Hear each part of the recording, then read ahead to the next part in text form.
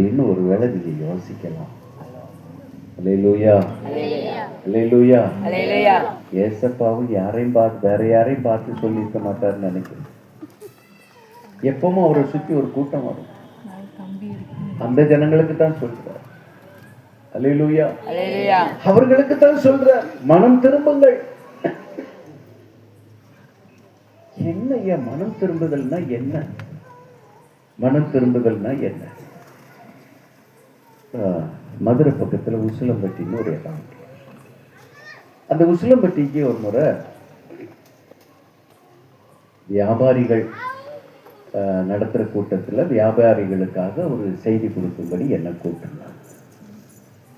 அப்ப நான் போய் ஆண்டவருடைய வார்த்தையை கொடுத்தேன்.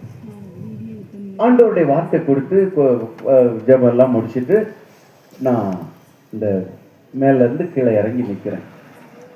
எனக்கு தெரிந்த ஒரு சகோதரன் அங்கிருந்து வந்தார்.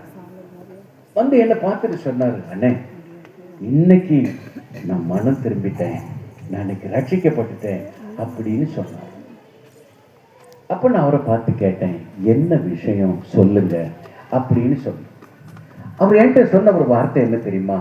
அண்ணே நான் பால் வியாபாரம் பண்ணினேன். என்ன வியாபாரம்?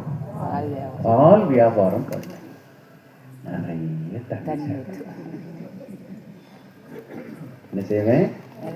நிறைய தண்ணி சேர்த்தேன். வீட்டில் வந்து நம்ம கொஞ்சம் தண்ணி மிக்ஸ் பண்ணலாம்னா ஒன்று அந்த அந்த பிரச்சனையே வேண்டாம், அவரே மிக்ஸ் பண்ணி தந்துடுவார். அப்படி நான் நிறைய தண்ணி சேர்த்து பால் வியாபாரம் பண்ணேன்.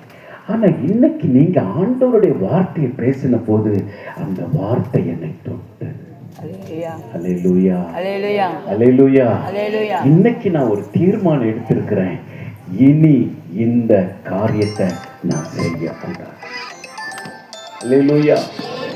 இனி இந்த வேலையை நான் செய்ய மாட்டேன் அப்படின்னு இன்னைக்கு ஒரு தீர்மானம் எடுத்திருக்கிறேன்னு ஆண்டவர் என் கூட பேசி இருக்கிறாரு. இன்னைக்கு நான் அதை விட்டுட்டேன். அல்லேலூயா, அல்லேலூயா, அல்லேலூயா. இதுதாங்க மனம் திரும்புதல்.